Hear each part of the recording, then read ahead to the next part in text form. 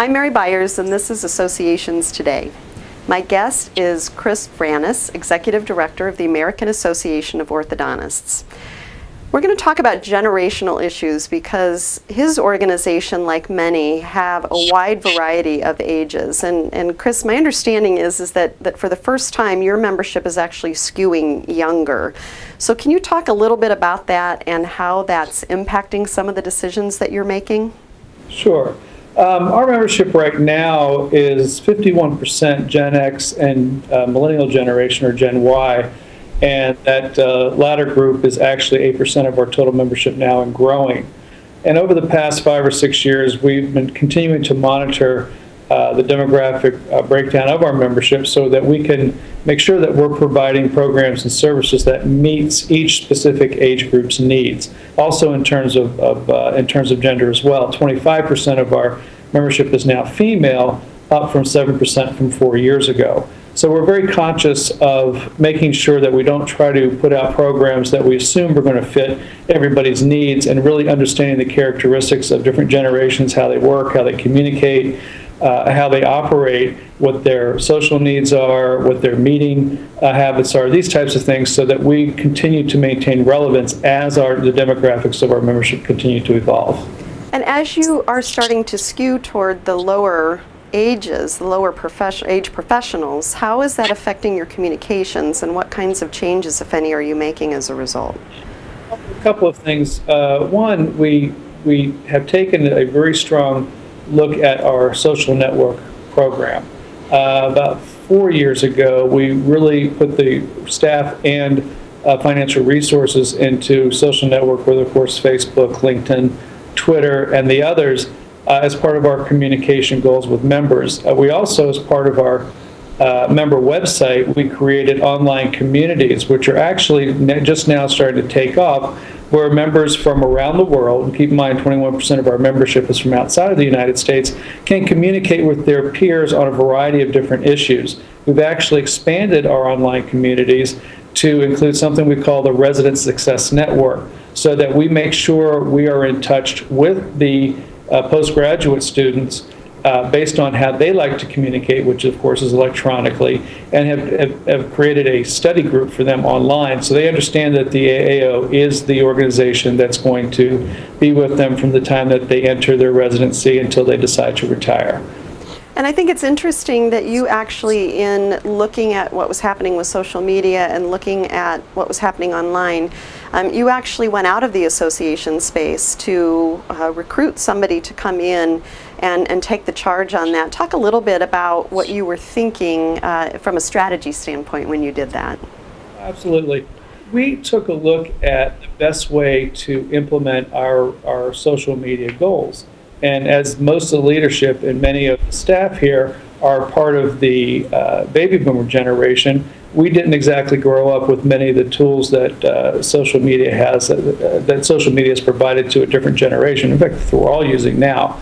So I did a couple of things. I took a look at our communications department, and I brought in staff from, not from an association background, but from a marketing background, that are in that demographic that grew up with social media, to develop our social media program. So we now have one employee who is in charge of posting information on Facebook, on Twitter, on our website, and monitoring our online communities. And he also, we provided him with a studio and with video equipment that he goes out and videos our conferences, videos individual members, and does these 1 to 2 minute type of YouTube videos that we are constantly adding to our website and to the social media programs that we're a part of. So bringing this gentleman in to do this, we have a person on staff that is monitoring the communication that we have out to our members in a variety of different ways, which has actually turned out to be extremely beneficial for us.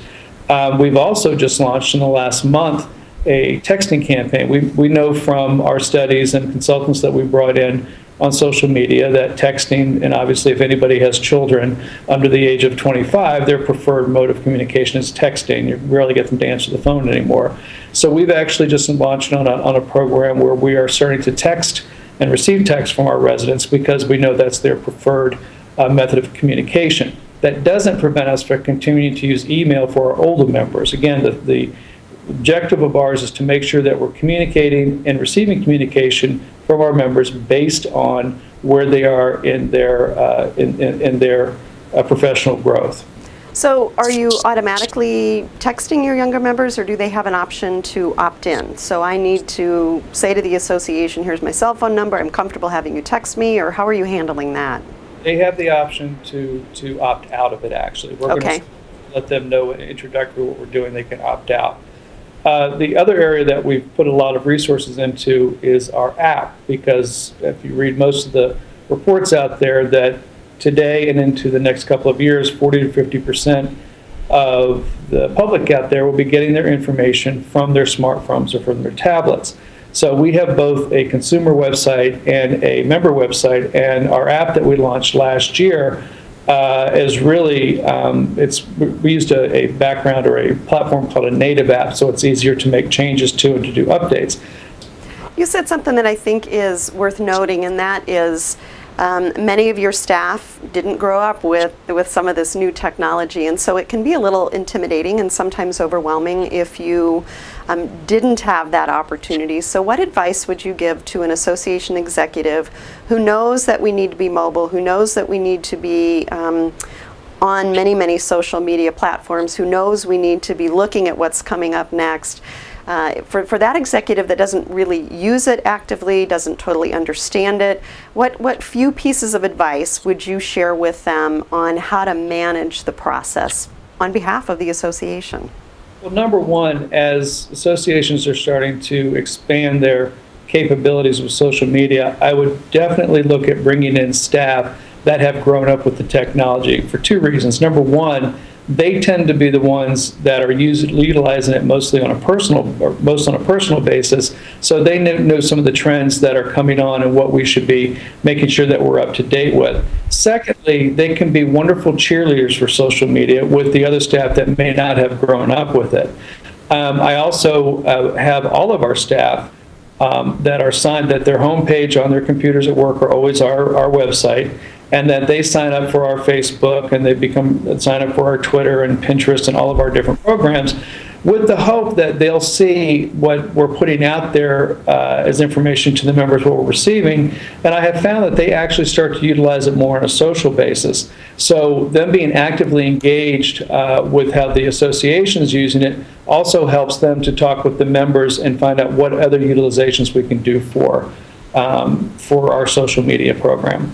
Wonderful. So inviting your staff into the experience so that there's a personal benefit for them, but they also then see what's possible, and they also have a good idea of what the association is doing. So that's great advice. We appreciate you being with us today.